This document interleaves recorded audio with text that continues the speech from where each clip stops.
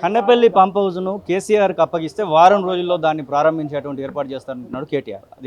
ఇదే అంశంపైన మనతో మాట్లాడడానికి ప్రభుత్వ విప్ ఎమ్మెల్సీ అద్దంకి దయాకర్ ఉన్నారు. సార్, ప్రధానంగా కేటీఆర్ వ్యాఖ్యలు మీరు చూస్తుండొచ్చు. కన్నెపల్లి పంప్ హౌస్ వద్ద తను మాట్లాడినటువంటి మాటలు మీరు చూస్తున్నారు అనుకుంటా ఉన్నా. కేసీఆర్కి అప్పచెప్పేటువంటి యోచన ఏమైనా ప్రభుత్వానికి ఉందా మరి?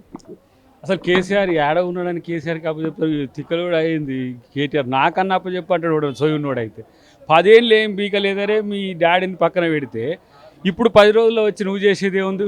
మొత్తం విధ్వంసం చేసిన మీకు మళ్ళీ అధికారం వస్తుందని కలెందుకు అంటుండ్రు, లేకపోతే ఇతరుల అధికారం గుంజుకోవాలని ఇంకా ఆశ పోలేదా? మీరు అట్లనే ఇచ్చిండ్రా? ఎన్నిసార్లు డిమాండ్ చేసినాం మేము? అసలు ఇది ఎక్కడి కోరిక నాకు అర్థం కావట్లేదు. ఒక వారం రోజులు 10 రోజులు బిచ్చగాళ్ళ లెక్క అడుక్కునేది ఎందుకు? మీకు బిచ్చగాళ్ళ కన్నా ఒక ఆత్మగౌరవం ఉన్నది. బండకేసి బాదినాక ఇంకా మీకు బుద్ధి రాకపోగా కన్నేపల్లి పంప్ హౌస్ వరకు నువ్వు పోగలిగినావు అంటే ఎంత ప్రజాస్వామ్య స్ఫూర్తితో ప్రభుత్వం ఉందో అర్థమైందా? కోదండరామ్ని అరెస్ట్ చేస్తేవి, ఉద్యమకాలను అరెస్ట్ చేస్తేవి, ఎవరెవరు నువ్వు ఫారిన్ నుంచి తీసుకొచ్చి ఫ్లైట్లు తీసుకుపోయి చూపించినావు, బస్సులు వేసి చూపించినావు. కానీ ఏ రోజన్నా పోరాడేటోళ్ళకు ఆడ తెలుసుకోవాలనుకుంటే వాళ్ళకి అక్కడికి పోతా అంటే పోనిచ్చినావా? మీ హయాంలో కూలితే కనీసం 3-4 నెలలు మీకు సమయం ఉండే రిపేర్ చేసుకోవడానికి. కనీసం ఆ సోయి కూడా లేదు. 6 రోజులు వారం రోజులు ఎందుకు బిచ్చగాని లెక్క? నీకు 3 నెలలు ఉన్నప్పుడు ఏం చేసినావు? కాబట్టి అందుకనే కేటీఆర్ అంటోనికి అధికార పిచ్చి పట్టింది. అది లేకపోతే బతకలేని స్థితి వచ్చింది. దాని కొరకు అబద్ధాలు ఆడుతుండు, తెగవాడుతుండు, ఇష్టం వచ్చినట్టు నీళ్లు వృధా పోతా ఉన్నాయి. నీటిని కనీసం వాడుకోవాలి. ప్రతిపక్షం మీద మా మీద కోపం ఉంటుండొచ్చు, కానీ రైతులపైన ప్రజలపైన ప్రేమ చూపించాల్సినటువంటి అవసరం ఉందనేటువంటి మాట కూడా చెప్తా ఉన్నారు. అక్కడ ఉన్నటువంటి పెనుగంగా నీళ్లు మొత్తం కిందికి పోతా ఉన్నాయి అనేటువంటి మాట చెప్తా ఉన్నారు. కన్నెపల్లి పంప్ హౌస్ పనిచేయాలంటే ఏం చేయాలి? మేడిగడ్డ పనిచేయాలి కదా. మేడిగడ్డ రిపేర్స్ కొరకే కదా మేము ఇప్పుడు మొదలుపెట్టింది. మేడిగడ్డ రిపేర్స్ చేస్తామనగానే ఈ డ్రామా మొదలుపెట్టిండు, కొత్త డ్రామారావు.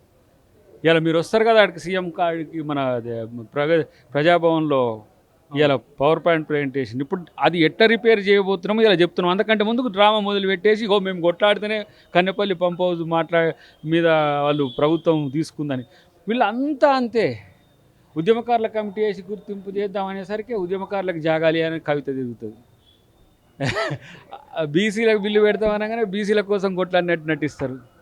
మనం ఏదైనా మొదలు పెడతాం అనగానే వీళ్ళు డ్రామా మొదలు పెట్టారు. ఆడ ఏదో ఇష్యూ రాగానే ఆడ మనం రిజాల్వ్ చేయబోతున్నామని ఈ కారీచిరా ఉరుకుతాడు. ఎల్నినో ఎఫెక్ట్ ఉండబోతుందని చెప్పేసి వాతావరణ శాఖ అధికారులు హెచ్చరిస్తూ ఉన్నారు. ప్రభుత్వం సిద్ధపడిందా? దానికి సంబంధించినటువంటి విషయంలో అన్ని ఏర్పాట్లను చేసుకుంటా ఉందా? నీటి నిల్వల కోసం ఎదురు చూస్తూ ఉందా? అందుకని నీటి నిల్వలు, తాగునీటి నిల్వలు ఒక చర్చ అయితే సాగునీటి నిల్వలు అనేది ఇంపార్టెంట్.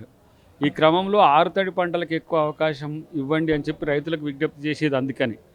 లేకపోతే ఇప్పుడు ఏం చేస్తారు? మేము కాళేశ్వరం కడితే నీళ్ళు ఇస్తా అనుకున్నా కూడా రేవంత్ రెడ్డి నీళ్ళు ఇవ్వలేదని చెప్పి కూడా ప్రచారం చేస్తారు ఈ దుర్మార్గులు. కన్నెపల్లి పంప్ హౌస్ అనేది వాటర్ బ్లాస్ట్ అయింది. ఓకే, అయ్యే బాహుబలి పంపులను ప్రచారం చేసుకున్నాయి. అవి వరద వచ్చినప్పుడు వరదలో మునిగిపోయినాయి. దాన్ని బాగు చేయించాల్సిన పరిస్థితి మళ్ళా ఏ విధంగా ఎన్ని కోట్లు ఖర్చు పెట్టాల్సిన అవసరం వచ్చిందో మీకు తెలుసు. కాబట్టి ఇప్పుడు కన్నెపల్లి పంప్ హౌస్ను వాడతామా, శ్రీపాద ఎల్లంపల్లి నుంచే తెస్తామా, ఏ కష్టాలు పడతామో, లేకపోతే తుమ్మిడిఎట్టి కాడ కట్టి తెస్తామా, డెఫినెట్గా కాంగ్రెస్ ప్రభుత్వం ఆ ప్రయత్నం చేస్తుంది. కానీ రాజకీయాల కొరకు కథలు చెప్పే మాటలు, కాళేశ్వరం కథలను అల్లొద్దని చెప్పి నేను బీఆర్ఎస్ వాళ్ళకి చెప్తున్నా, ముఖ్యంగా కేటీఆర్. కాళేశ్వరం పునర్నిర్మాణం చేసేటువంటి చర్యలు ఏమైనా తీసుకోబోతుందా ప్రభుత్వం చివరిగా? ఇప్పుడు ఎక్కడికక్కడ ఆ ప్రాజెక్టును ఉపయోగించే ప్రయత్నం చేస్తాం. గ్రావిటీతో వచ్చే ఏదైతే తుమ్మిడిహెట్టికి సంబంధించి దాని మీద చర్చ జరుగుతుంది.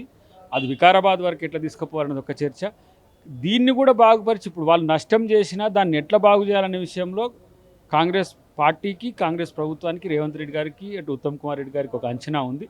కాబట్టి ఈ డ్రామాలు వదిలేసి ఫస్ట్ వాస్తవాలు ఏమైనా తెలుసుకుంటే, ఇవాళ ఏడుకుపోయినట్టుంది, ఏడుకుపోయింది. వాళ్ళకి రోజు ఒక డ్రామా, కొత్త డ్రామాలకు పామ్ ఆయిల్కి సంబంధించాడు. పామ్ ఆయిల్ దానికని రోజు ఒక కొత్త డ్రామా చేస్తుంది. ఇది మర్చిపోగానే ఇది మర్చిపోగానే అది ఏదో కొత్త ఆటలు ఆడుతున్నాయి. కాబట్టి ఫస్ట్ మీ అయ్యను ప్రజా జీవితంలోకి రమ్మను. నువ్వు ముఖ్యమంత్రివో, నీ అయ్య ముఖ్యమంత్రి అభ్యర్థితో, మీ బావనో, మీ చెల్లె ఇంకో తిరిగి అంటున్నది. కాబట్టి ఈ పాలిటిక్స్ కొరకు డ్రామాలు రాజకీయాల్లో అధికారం కొరకు డ్రామాలు చేసేటోళ్ళని ప్రజలు నమ్మరు. మీ అయ్య పిలిచిన రాట్లే, కుంభకర్ణులు లెక్క కొట్టిన రాడు. మేయ పేరు చెప్పి నువ్వు రాజకీయాల లబ్ధి పొందాలనుకున్నా ప్రజలు గమనిస్తున్న విషయాన్ని తెలుసుకుంటే మంచిది.